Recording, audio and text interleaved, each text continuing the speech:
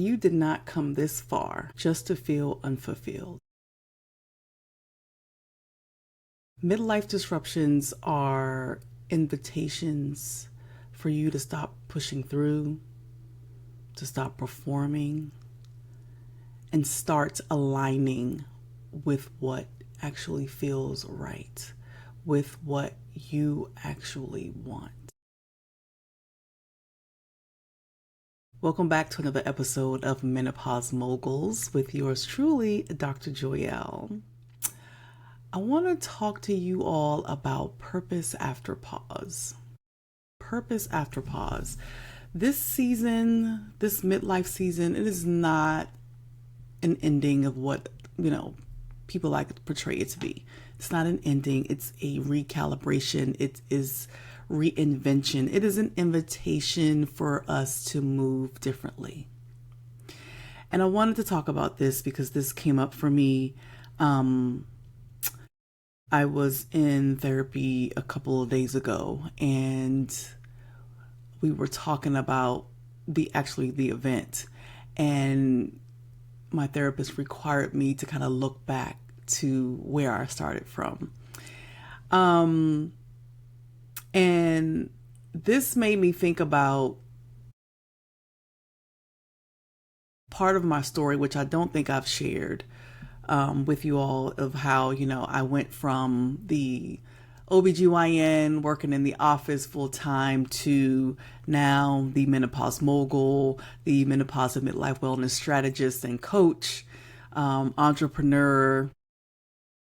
There's part of a story that I did not that I have not shared, and I wanted to share that today because it just speaks to how we have signals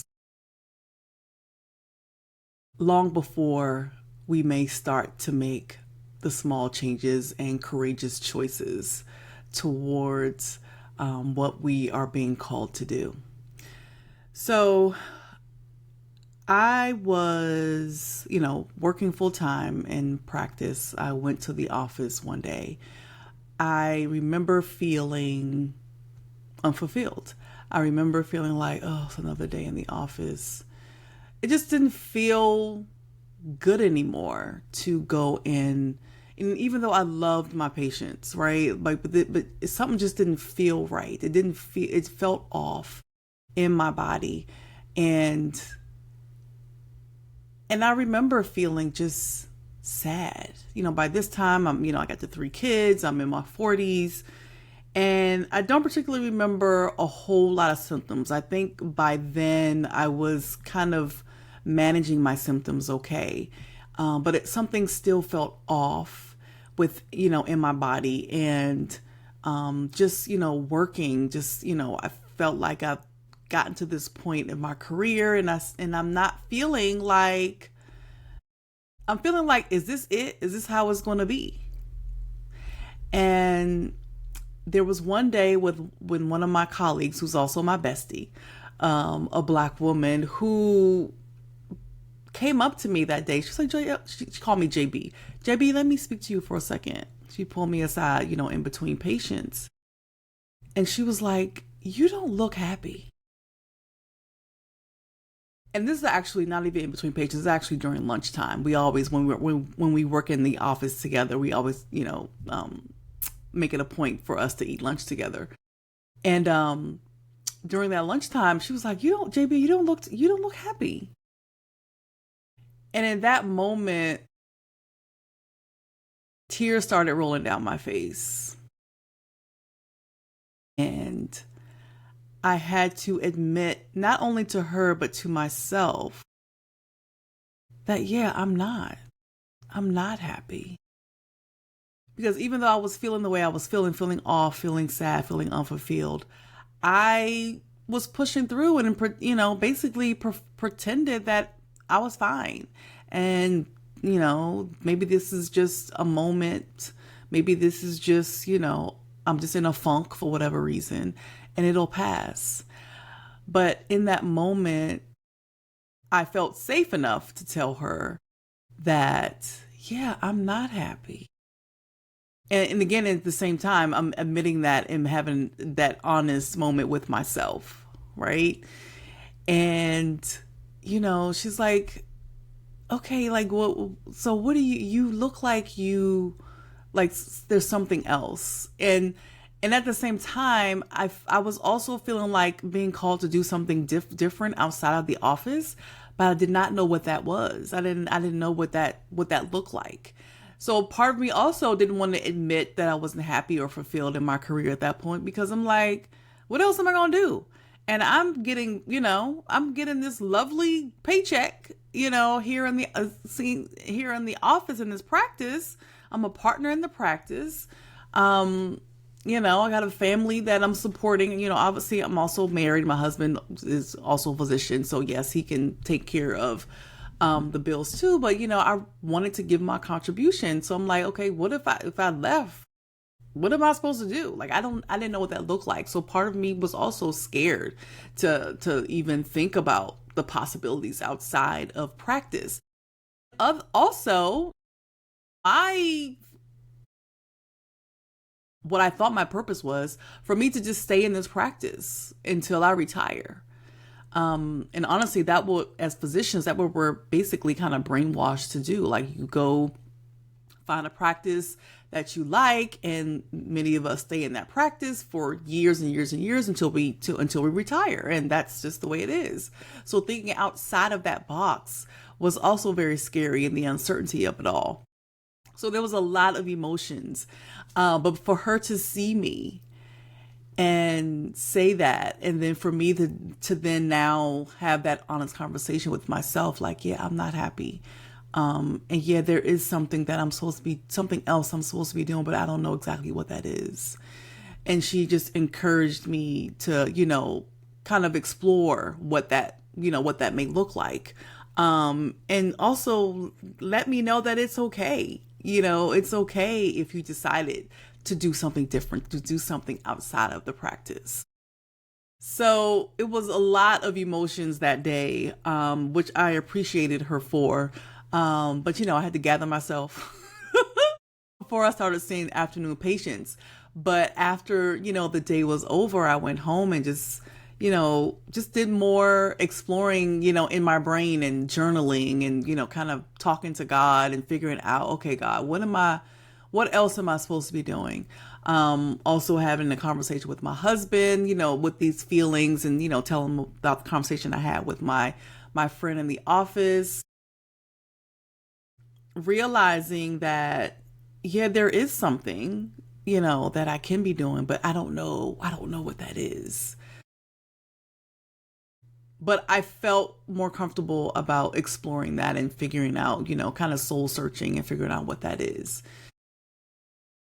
And I think, and I don't remember honestly, y'all. I gotta go back and look at my journals, but I don't know how long ago this was before, because then the pandemic happened, and then things totally changed, right? Dramatically changed for all of us. Um, but it was then when I decided to actually act on that feeling of, okay, there's something more from me outside of this practice. And this is now an opportunity for me to step out on faith and do something else. So I resigned in 2021. I decided to resign in 2021, but it still was very hard. I think I've shared this before. It was a very hard decision to do still, right? Even though I was feeling unfulfilled, even though didn't feel um, excited about going to work every day like I used to. So but I did it, right? Like, I sent in my resignation letter, with, ugly, ugly, ugly cry tears. Um, but I did it. And things took off, since then. I became an entrepreneur. I started my online coaching business, coaching professional Black women through perimenopause, as well as helping them start their own service-based business. Did more speaking engagements. So basically everything just kind of blossomed from there. But even before that, I did other things before that. I was I joined. I don't know if y'all remember. I think they're still around. Pure Romance, where I actually was selling sex toys and lubricants. That was fun. That was before I did the whole coaching thing. I did a kind of a, what do you call it?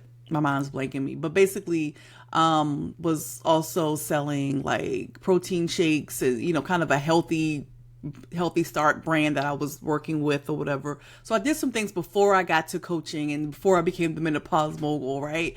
So it did require me just kind of searching and figuring things out and see what I like and what I don't like, to get to where I got to and to becoming the speaker and the coach, beyond the OBGYN, in the office.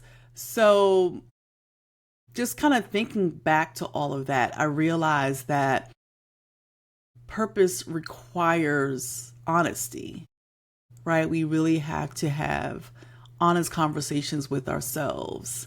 It also requires releasing roles and expectations, even relationships that no longer align with who we are becoming, that no longer align with what we actually want in our hearts, right? And in working with clients, and just also to seeing my patients, I realized that many women feel stuck, because they're over identified. Like we identify with so many roles: the strong one, the fixer, the one that takes care of everybody else instead of ourselves, right? That version of us has brought us through so many things in our lives. It's helped us survive to this point. But as we are changing and things are happening in these midlife streets, that version of us doesn't really equip us to help us continue to evolve into the next season. So we really have to make decisions on what things actually align with what we want, align with the woman that we are becoming.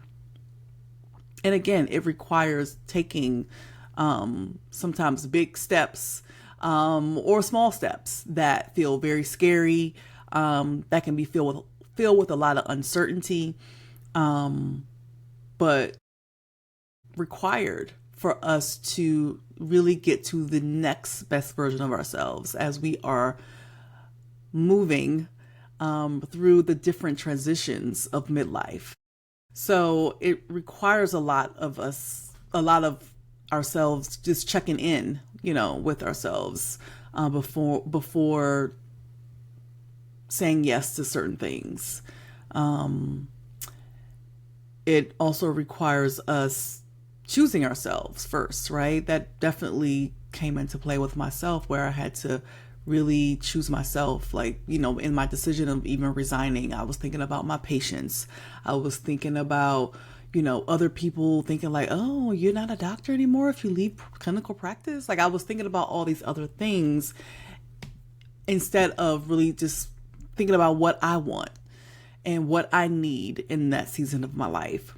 So choosing myself definitely kind of is at the forefront of all of this walk towards your purpose, or towards what you're being called to do and called to be.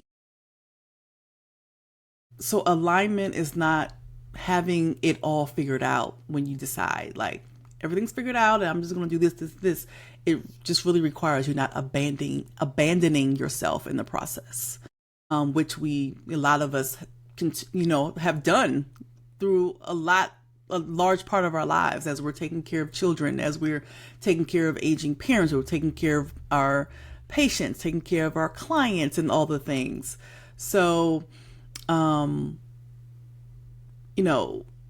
making those connections,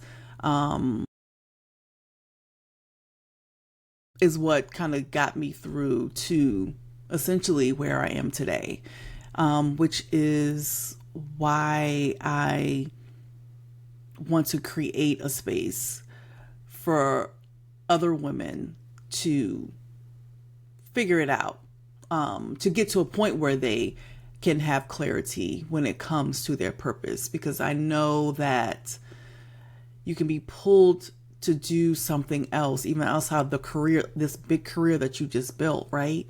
You've been holding down your family with this paycheck from this career, right? You've showed up when it mattered every single time, but you're feeling like something is off. Your body is doing things you don't even recognize. Your energy is not what it used to be. Your patience is thinner. It's just something that, there's a question that's just quietly in the background where it's like, okay, what is it? Like, I'm not feeling like this is supposed to be it. Like, there's something more out there, right? So I wanted to create a space within 50 Shades of Melanin, a midlife movement, where we figure that out and talk about that, where we don't have to feel like we have to continue on the track that we've been doing, pushing through, taking care of everybody else, or even playing small. We have to look at the whole picture. And that starts with having an honest conversation with ourselves and figuring out, what we actually want. And then being that person, being that woman, and doing the things that align with her. So 50 Shades of Melanin, a midlife movement, is not just women's health workshop or seminar. This is going to be a room full of high achieving Black women in the same season of life, having conversations that we were never taught to have, right? The conversations of what's happening within our bodies, the conversations of, okay, what if I've built this whole career and, performed all these things, have all these degrees, but feel like I'm still not fulfilled. I feel like there's still something more for me. Having those conversations. So in the room, we are going to stop all the guessing. Some of us are Googling at 2 o'clock in the morning. Okay, what this mean? My body is doing this. What does this mean? We're gonna figure out what's happening in our bodies, what our bodies are trying to tell us. Learn how to listen to those signals, right? And what you can actually do about it. Not just, just take this pill or take this supplement. The actual lifestyle strategies that we have to lean into as we are navigating the changes in our bodies. There's also going to be in the room community where, just like my friend, in the office, like, I see you, girl. Like, I see you. Or me too. I feel like, I feel the same way. Basically, you not feeling alone. Because a lot of us are out here just feeling alone or doing it alone. And it's draining. That's the part that can be very draining, where you feel like you're doing it all by yourself. So in 50 Shades of Melanin, we're going to be in community, where you don't have to minimize, what you're feeling. We're going to talk about it. We're going to talk about all the things, all the feelings, and feel the feelings, right? Not having to push them down or explain. And like I said, just, have real conversations. Also, in this space, we're going to put down taking care of everybody else, because we need a space that we're being held. We need to be held. We need to be taken care of. We need to be choosing ourselves. So this is a space where we're going to do that also, where, you don't have to be the strong one, be the fixer. So this is not going to be just, panel. It's going to be panelists and experts and things like that, but it's going to be more than just inspiration and information. I want it to be activation, and I have to be transparent. That's what I pray for when I speak and speaking engagements, when I even talk before I even talk on this podcast. I just don't want to, when I share my story and share, the things that I've been through, I just don't want to inspire y'all. I really want to activate y'all. Activate you into the next best version of yourselves, right?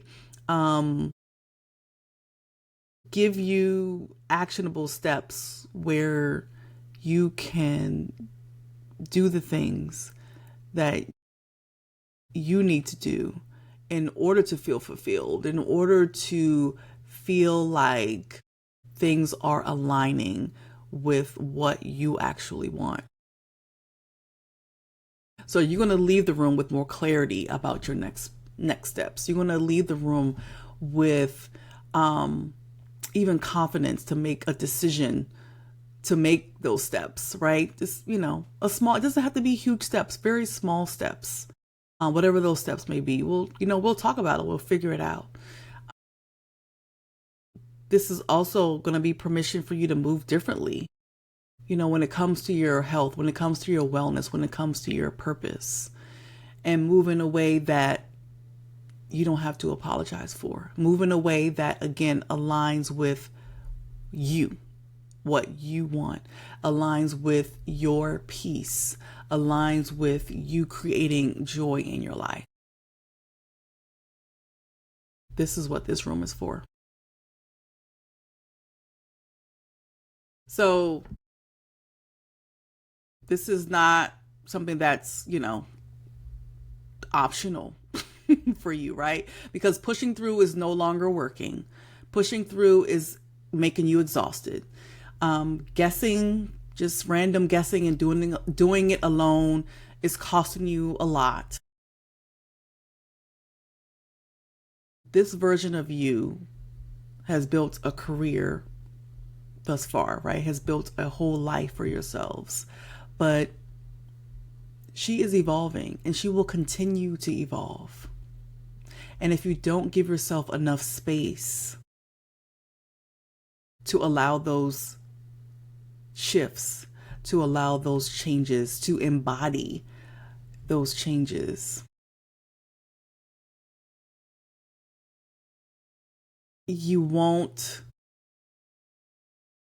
get to a point where you feel free to do the things that you're being called to do.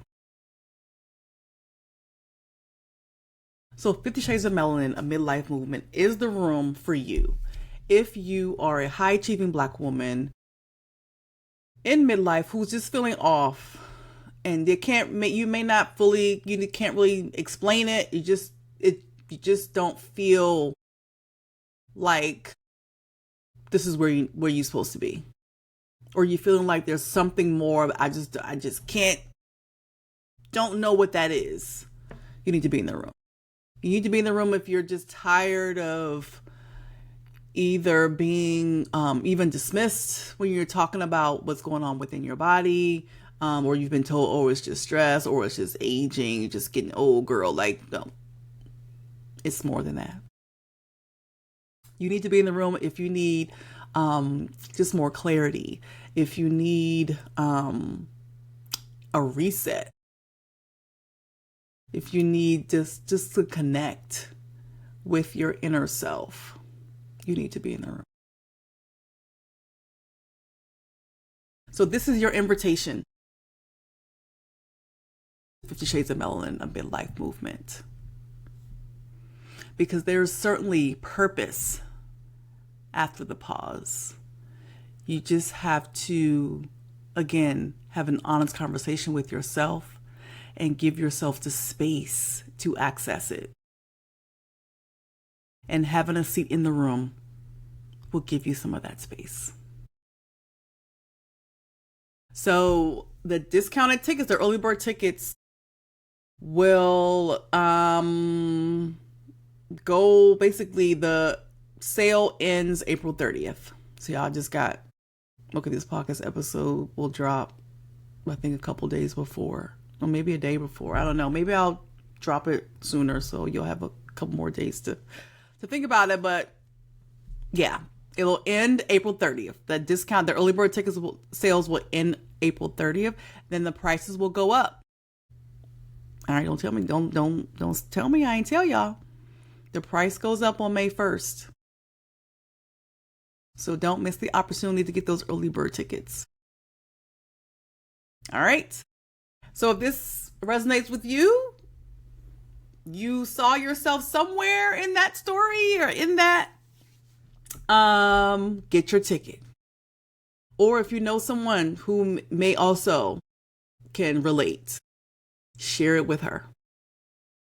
All right. All right, y'all. Thanks for listening. Thanks for tuning in. Please share. Please leave a 5-star review if you're listening on the podcast listening apps. If you're watching on YouTube, leave a comment. Let me know what you think. And also, you can send me a DM on Instagram and let me know what you think. Or even give me some questions that you want me to answer, that you want the panelists to answer during 50 Shades of Melanin, a Midlife Movement. I also definitely welcome those questions. So, all right, y'all. I will talk to you later. As always, sending love and light to you. Take care.